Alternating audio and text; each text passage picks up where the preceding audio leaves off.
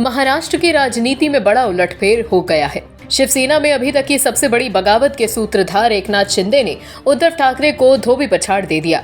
एकनाथ शिंदे ने हमेशा से ये दावा किया है कि उद्धव ठाकरे ने एनसीपी और कांग्रेस के साथ गठबंधन कर बाला साहेब के विचार को बेच दिया है, जिसके बाद एकनाथ शिंदे ने 2/3 विधायकों के साथ उद्धव ठाकरे से बगावत कर दी और अब भाजपा की मदद से महाराष्ट्र के मुख्यमंत्री बने हुए हैं। एकनाथ शिंदे ने कई आरोप लगाए और कहा कि बाला साहेब की वैचारिक राजनीति को वही आगे ले जा सकते हैं। इसके बाद महाराष्ट्र की राजनीति में शब्दों के बाढ़ शुरू हो गए। उद्धव गुट के नेताओं ने तमाम राजनीतिक सिद्धांतों को ताक पर रख दिया और शिंदे गुट को खूब खरी खोटी सुनाई और यहां तक कह दिया कि मुंबई पहुंच गए तो उनके लिए बुरा हो जाएगा। एकनाथ शिंदे मुंबई भी आए और अब सरकार भी बना ली। इस राजनीतिक छीटाकशी के बाद असली शिवसेना पार्टी का सिंबल और नाम किसके पास रहेगा, इसकी लड़ाई शुरू हो गई, जिसमें भी जीत जब एकनाथ शिंदे को मिल गई है। जिसके बाद शिवसेना उद्धव ठाकरे गुट फिर बौखला गया है और पहले की तरह इस बार भी ठाकरे के कथित राजनीतिक चाणक्य संजय राउत में शिंदे गुट के खिलाफ जुबानी जंग छेड़ दी है। राउत ने चुनाव आयोग के इस फैसले को एक तरह की राजनीतिक हिंसा करार दिया और कहा कि इसका मकसद पार्टी को खत्म करना है। उन्होंने ये भी कहा कि सभी राजनीतिक दलों को चुनाव आयोग से राजनीतिक दल की परिभाषा पूछने की जरूरत है। दरअसल चुनाव आयोग ने शुक्रवार को महाराष्ट्र के मुख्यमंत्री एकनाथ शिंदे के नेतृत्व वाले समूह को शिवसेना नाम और उसका चुनाव चिन्ह धनुष बाण आवंटित कर दिया। इसके बाद बाला साहेब के जैविक उत्तराधिकारी उद्धव ठाकरे का भी बयान सामने आया। उन्होंने कहा कि जिस तरह से धनुष बाण लिया है वो मशाल भी ले जाने की कोशिश करेंगे। जनता से आह्वान करते हुए ठाकरे ने कहा कि मशाल चुनाव चिन्ह पर लड़ने की हिम्मत दिखानी होगी। शिवसेना उद्धव बाला साहेब ठाकरे प्रमुख ने प्रधानमंत्री नरेंद्र मोदी और चुनाव आयोग के खिलाफ एक बार फिर गुस्सा जाहिर किया। उन्होंने कहा जो अब तक नहीं हुआ वो प्रधानमंत्री के गुलाम चुनाव आयोग ने किया है। इसी के साथ उन्होंने चेतावनी दी कि शिव सैनिकों ने धैर्य रखा है, अब उसका अंत मत देखो। जैसे ही एकनाथ शिंदे के हक में चुनाव आयोग का फैसला आया, वो बाला साहेब ठाकरे के समाधि स्थल पहुंचे और उन्हें श्रद्धा सुमन अर्पित किए। वहीं एकनाथ शिंदे ने चुनाव आयोग के इस फैसले को लोकतंत्र की जीत बताया। इस वक्त ठाकरे गुट बेचैन नजर आ रहा है तो वहीं शिंदे गुट में खुशी की लहर है। अब देखना है कि हारा हुआ उद्धव ठाकरे गुट आगे क्या करता है। उद्धव ठाकरे के हाथ से शिवसेना की कमान छिन गई है। शिवसेना के कर्ता धर्ता अब सीएम एकनाथ शिंदे होंगे। वहीं महाराष्ट्र में सत्ता संघर्ष के लिए हर दिन चौंकाने वाले मामले सामने आ रहे हैं। केंद्रीय चुनाव आयोग ने फैसला सुनाते हुए उद्धव ठाकरे को बड़ा झटका दिया और मुख्यमंत्री एकनाथ शिंदे को शिवसेना का नाम और धनुष बाण का प्रतीक चिन्ह देने का फैसला किया। चुनाव आयोग के इस ऐलान के बाद जहां शिंदे गुट में खुशी की लहर है तो वहीं उद्धव गुट में मायूसी छाई हुई है। उद्धव ठाकरे, संजय राउत से लेकर ठाकरे गुट के सभी नेता अपने सियासी भविष्य को लेकर बेचैन नजर आ रहे हैं। ठाकरे गुट ने सुप्रीम कोर्ट में जाने का ऐलान किया है, लेकिन अगर सुप्रीम कोर्ट द्वारा उद्धव ठाकरे की इस मांग को मंजूरी नहीं दी गई और सुप्रीम कोर्ट से भी उद्धव ठाकरे गुट को झटका लगता है तो ठाकरे गुट समेत पार्टी के सभी विधायकों और सांसदों की मुश्किलें बढ़ जाएंगी। वहीं एकनाथ शिंदे यानी शिवसेना का व्हिप उद्धव ठाकरे गुट को लागू करना होगा। चुनाव आयोग के फैसले के साथ ही शिवसेना और एकनाथ शिंदे का उद्धव ठाकरे गुट के खिलाफ मास्टर प्लान तैयार हो चुका है। 27 फरवरी से महाराष्ट्र के लिए शुरू होने वाले बजट सत्र में शिवसेना विधानसभा और विधान परिषद दोनों में व्हिप जारी करेगी। इस बाबत व्हिप का उल्लंघन करने वाले विधायकों के खिलाफ कार्रवाई की भी तैयारी है। उद्धव ठाकरे के बेटे आदित्य ठाकरे विधानसभा सदस्य हैं और उद्धव ठाकरे विधान परिषद के सदस्य हैं। दोनों को भी इस व्हिप को मानना होगा। वहीं उनके साथ खड़े सभी विधायकों को भी व्हिप का पालन करना होगा। इतना ही नहीं, अगर सुप्रीम कोर्ट में उद्धव ठाकरे की अपील को मंजूर नहीं किया जाता है तो शिवसेना के नाम पर अलॉट सभी संपत्ति कार्यालयों पर एकनाथ शिंदे और शिवसेना अपना दावा पेश करेगी। साथ ही विधानसभा, विधान परिषद, मुंबई महानगर पालिका और दूसरी महानगर पालिकाओं और नगर परिषदों के शिवसेना कार्यालय पर अपना दावा पेश करेगी। मतलब शिवसेना का नाम और धनुष बाण का प्रतीक चिन्ह के साथ साथ उद्धव ठाकरे के हाथ से शिवसेना के सभी कार्यालय और पार्टी की संपत्ति भी निकल जाएगी। अब उद्धव ठाकरे की आखिरी उम्मीद सुप्रीम कोर्ट ही है। हालांकि अब जो खबर आ रही है उसके मुताबिक शिवसेना के करोड़ों रुपए के पार्टी फंड को शिवसेना उद्धव बाला साहेब ठाकरे के पार्टी खाते में ट्रांसफर किया गया है।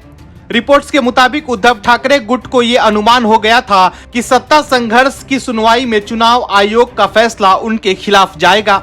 इसके लिए बैंक में नया खाता खोला गया और उसमें करोड़ों रुपए का पार्टी फंड ट्रांसफर किया गया। रिपोर्ट्स के मुताबिक उद्धव गुट को डर था कि अगर शिवसेना पार्टी को सीएम एकनाथ शिंदे ने अपने कब्जे में ले लिया है तो वो पार्टी के फंड पर भी अपना दावा कर सकते हैं। यही वजह है कि माना जा रहा है कि ठाकरे गुट द्वारा फंड को पहले ही डाइवर्ट कर दिया गया था। आजकल देश में ऐसा माहौल बन गया है कि देश में जो भी गलती हो रही है वो मोदी और योगी की वजह से हो रही है। विपक्ष का आजकल का काम ही हो गया है, सुबह उठो तो मोदी योगी का विरोध करो, शाम को सोने से पहले विरोध करो, कल विरोध करो, आज विरोध करो। विपक्ष के मानसिक दिवालियेपन की स्थिति ऐसी हो गई है कि उनकी नजर में अब किसी संवैधानिक मूल्यों, सिद्धांतों और पद की गरिमा का कोई ख्याल ही नहीं। ऐसी गलती एक ऐसी पार्टी के नेता कर रहे हैं जो बात बात पर संविधान की दुहाई देते नहीं थकते।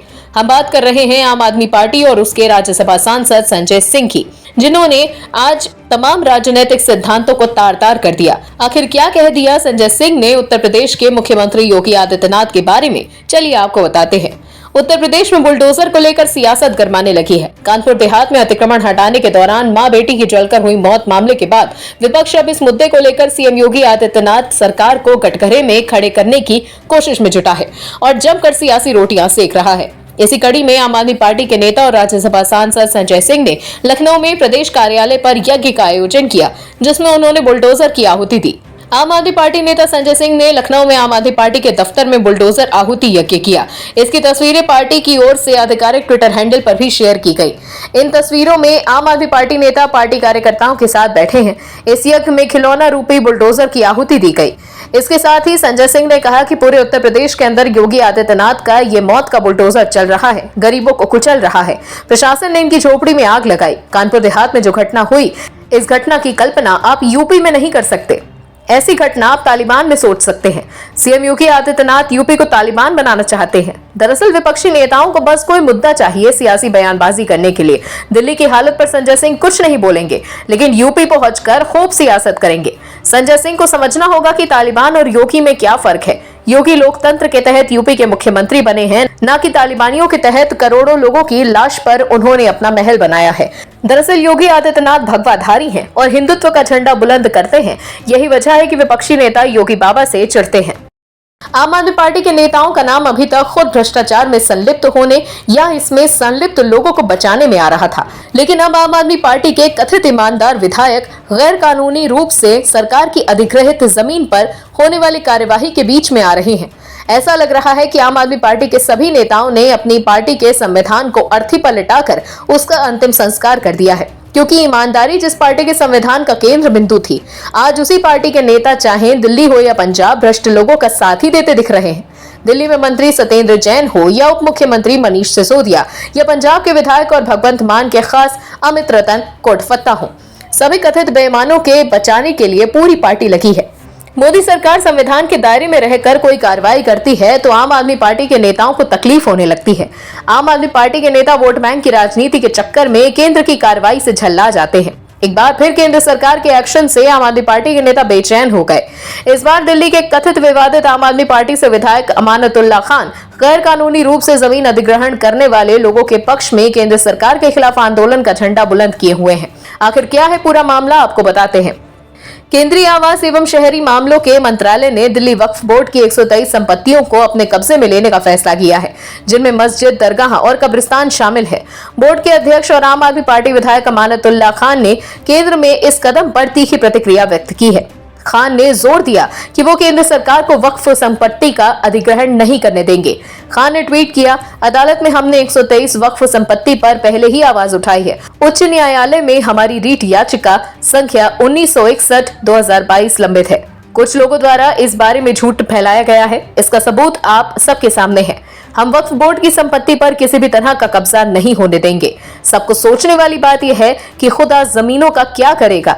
क्या खुदा नहीं चाहेगा कि इन अधिकृत जमीनों की मदद से राज्य की आधारभूत संरचना हो, जिससे उनके ही बंदों को रोजगार और बेहतर जिंदगी मिले?